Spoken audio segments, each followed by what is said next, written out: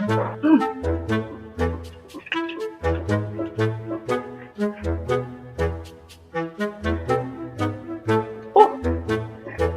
guys!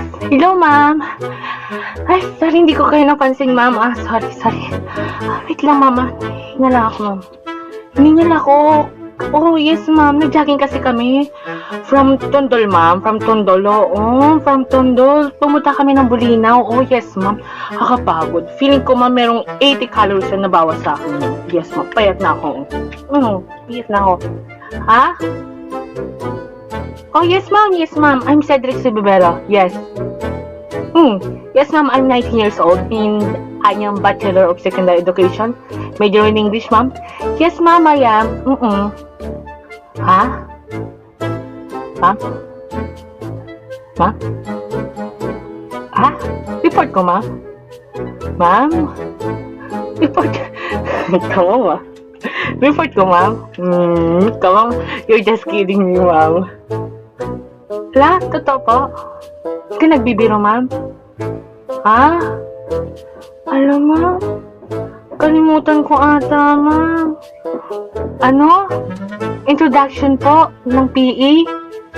Wait lang, ma'am. Ma'am, hindi ko talaga may report po talaga. Kala ko po kasi, masisiro kapag di nag-report. No, hindi ko alam, ma'am. Oo, ma'am. Kalimutan ko po ata. Ikaw, mama, kaniloloko niyo lang ako, mama. It's a prank, no? Kayo, mama, baka gusto niyo lang ng milk tea, ng burger. Anong price? Gusto niyo, ma'am? Ala? Talaga, ma'am? Sige na nga po, kahit on the spot. Sige po, mag-report na po ako. Sige, ready ko lang po, mama. Sensya na, mama. Sensya na, ma'am. God bless.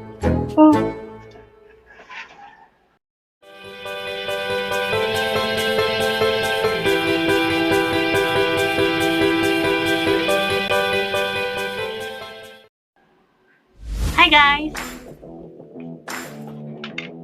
Did you know that the heart is the strongest muscle in the body? Did you know that our body has 650 muscles?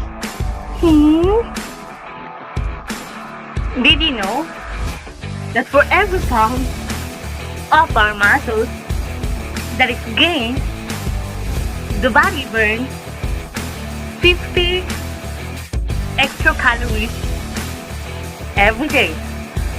Did you know it? I know, and you know that you didn't know it. You know that the only exercises that you need to hold your breath is underwater swimming? I guess you didn't know. Did you know that nearly 50% of all young people ages 12 to 21 are not vigorously active on a daily basis? I guess you don't know. Did you know? Bakit ako nagsasabi ng did you know, ha? Pero ba kung bakit nagsasabi ng did you know, na ganito, ganyan, ha? Oo, ikaw, tinatanong kita.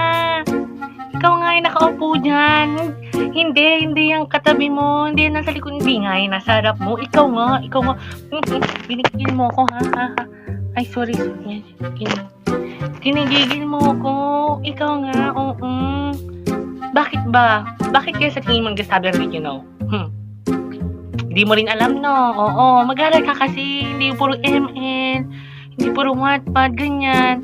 Hindi ko chat ng chat. Wala namang kadate sa February 14. Hay nako. Mabuti pang malaman nyo kung ba't sabi lang did you know, ganyan. Kasi sabi lang did you know, mga facts about sa PE kasi mag-uumpisa na tayo ng ating reporting para sa introduction ng ating physical education. So, wag na natin patagalin itong introduction na ito dahil alam ko, kanina pa ka nagkasawa naiinis sa mga mukha ko, ha? Kayo, ha? Kala nyo, di ko alam na naiinis kayo sa mukha ko, ha?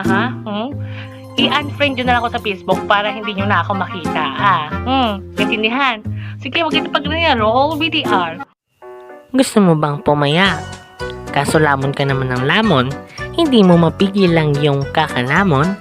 Well, ano ang mangyayari sa'yo? Well, dapat pag-aralan mo ang PE at nang ikaw ay matuto at ma-inspire magpapayat. at nang ang iyong beauty ay pak na pak. Ha? Ano yun? Opo? Ako nga po? Bakit po? Ano yung PE? Oo. Ano ba yung PE? Gusto mo bang gumanda? Gusto mo ba maging sexy? Igiling ng igiling para ma-achieve mo ang mukha ng ganito. O, di ba? Ang ganda. PE lang ang makakagawa sa'yo yan. O, di ba? Pak na pak.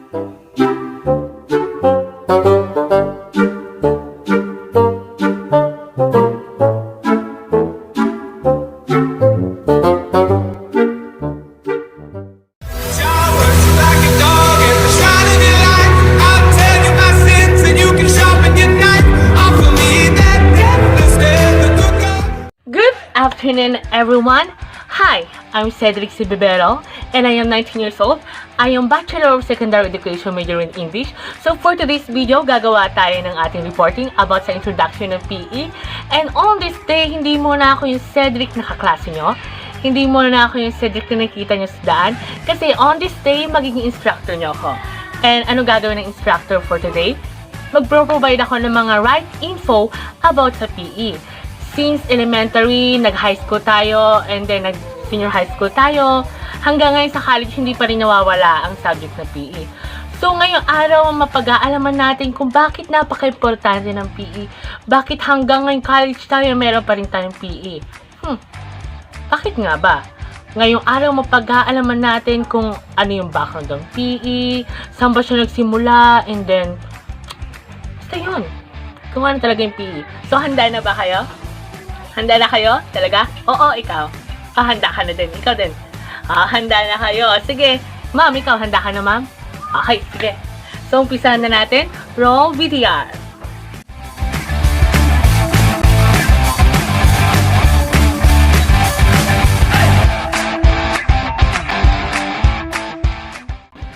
In the past few years, from elementary, from high school na pag-aaralan natin ng physical education. Pero there's a lot of definition ng physical education. So I am now here to introduce to you the definition of physical education from the different dictionaries, which from the Cambridge, from Oxford, and from Merriam Dictionary. So let's see what is the true definition of physical education.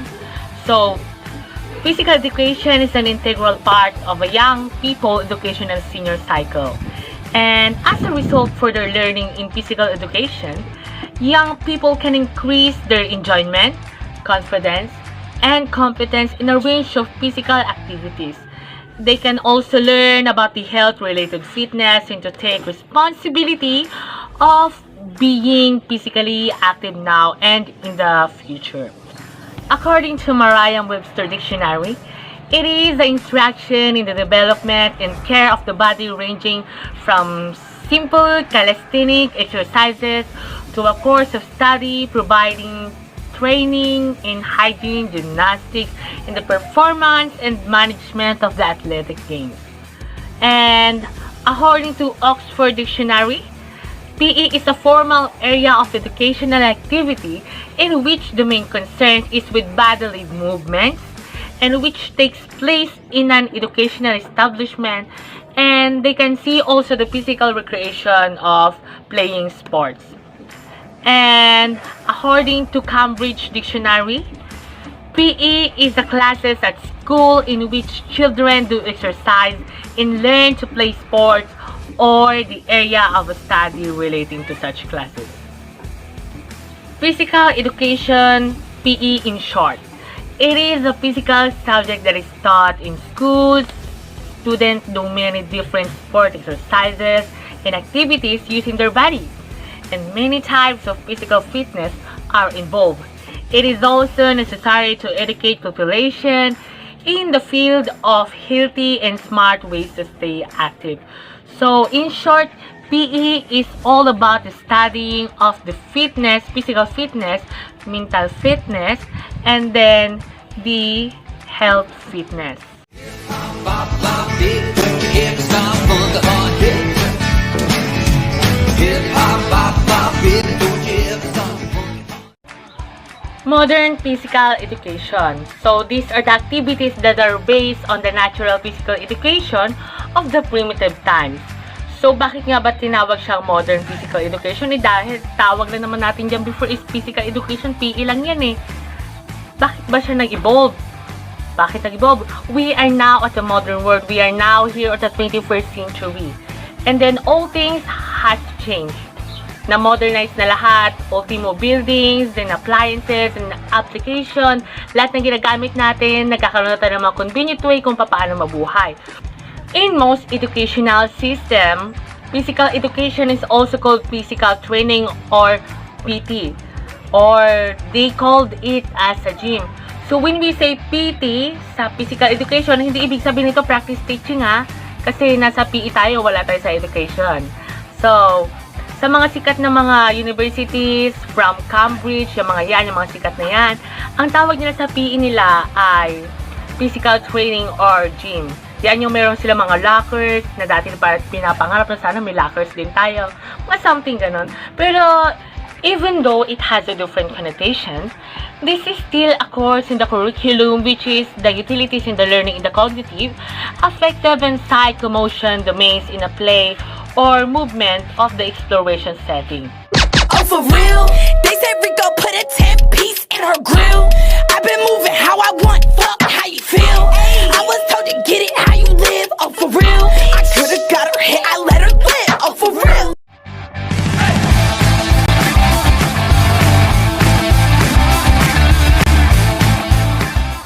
Now that we already know what is the true definition of physical education, now let's take a move on and tackle about who is the father of physical education.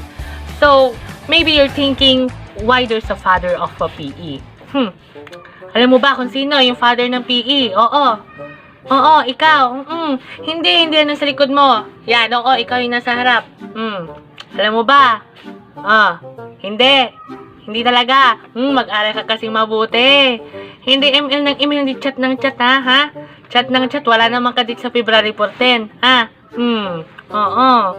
So, the father of our modern physical education classes is Friedrich John. So, who is Friedrich John? Friedrich John was a teacher in the early 18th. Yes. Who began teaching a program of outdoor physical education activities for the students in the secondary schools where he taught. So that's it. Friedrich John is the father of physical education. So ngayon, alam mo na sinong tatay ng PE. Alam mo na, hindi yung kung sino-sino na alam mo kung sinong tatay nung nakabuntis sa kaibigan mo. Yan, diyan ka magaling, chismis pa nga. Sige. Hindi yung isip ka ng isip, sinong tatay ni Cardo, ba't hindi siya namamatay? Ha? Dapat hindi ganon. Dapat sinisip mo sinong tatay ng PE, ha?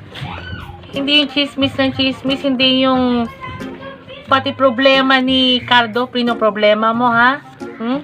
Ginigigil mo ako, ha? Ginigigil. Mali. Sorry.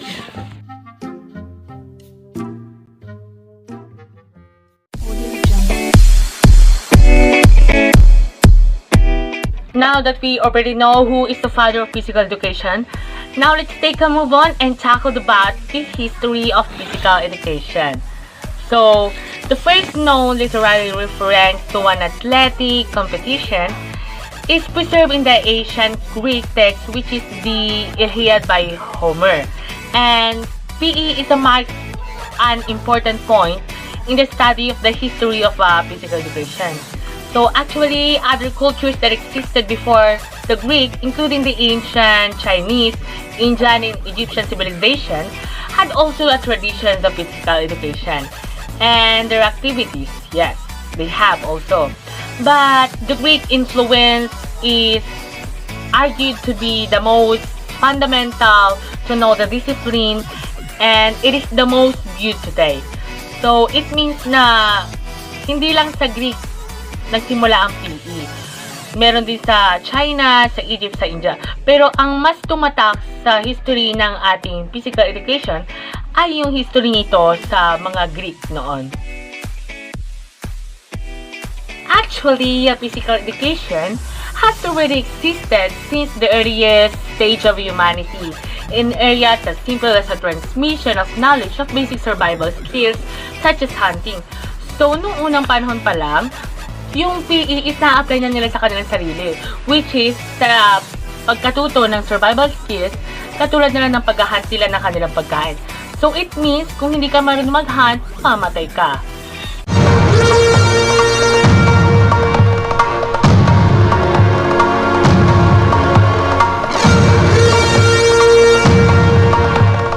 Furthermore, the ancient Greek tradition of the Olympic Games, which is originated in the early 8th century before Christ, continues today. So, we are now in the modern world, sinabi ko kanina, diba? Pero, yung mga ginagawa natin mga Olympic Games, which is the ASEAN or Southeast Asian Games, yung mga yun na ginagawa sa mga araneta, sa mga coliseum, is na-adapt natin sa tradition ng mga Greek noon.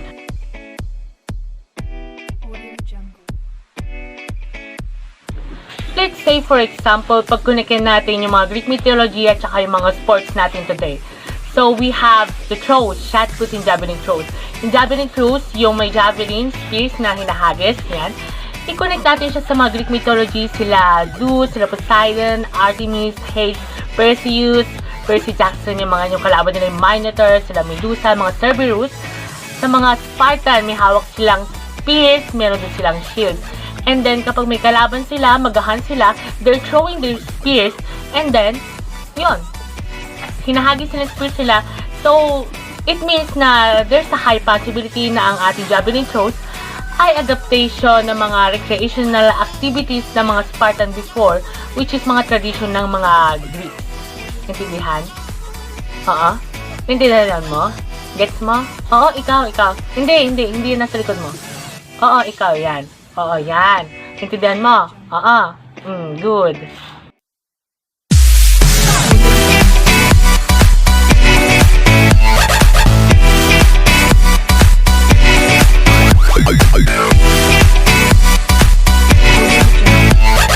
Now let's talk about my motivation about physical education.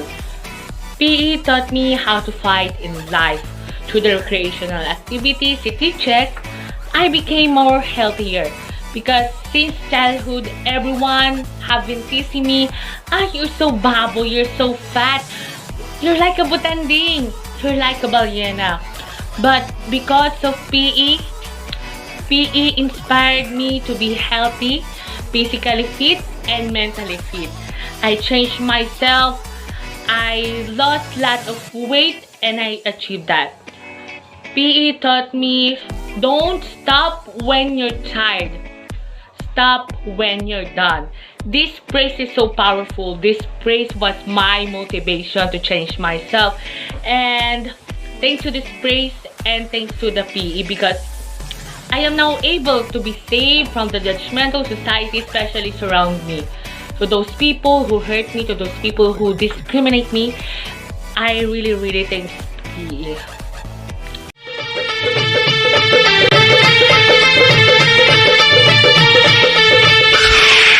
मैं तेरी दुश्मन तू मेरा, मैं नागन तू सफेद. So that's the end of my discussion about the introduction of physical education. So I hope you've learned something. I hope you've learned a lot about these things.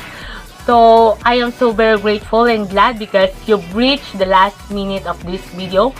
So, kung na-reach mo ito, swerte ka kasi makakakuha ka ng 5 points dahil akala nyo tapos na, may sasagutan kayo, ha? Akala nyo, ha? Pag di nyo inabot ang video ito, di nyo pinatapos, 0 ka kasi nasa dulo yung mga sasagutan. So, tingnan natin kung may makukuha kayo.